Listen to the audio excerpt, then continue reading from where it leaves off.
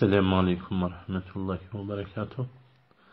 Bir Müslüman doğun soraktır. Bir vakt men mevakti muhattere mubteladım. O devrelerde kan oturuşardık, gülüşerdik. Bijan şohilerde ederdik. Mesela adanın çekiyen adamların mazillen sesini taklid ederdik. Ya ahullara dil yetirirdik ya bir imamların Kur'an okuyuşuna.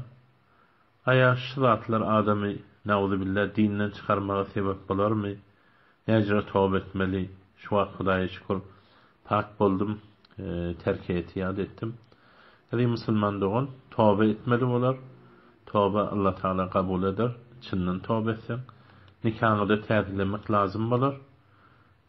Ondan eğer hac farz boyununa bolup Mekke'ye giden bolsaň, şu işleri şondan soň eden bolsaň bir hac farzını da dubara encam bermeli bolar.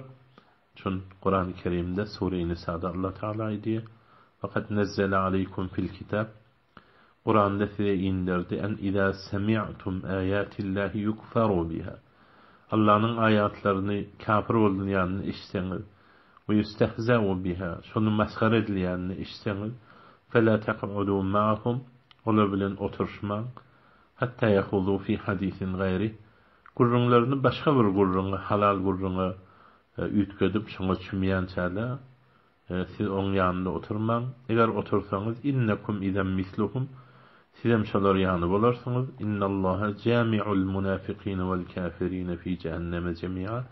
Allah Taala bizre munafıkları, kafirleri hemmesini cehennemde bir ýerde ýygnajakdyr diýip aýdypdyr. Şura tehditler gelipdir.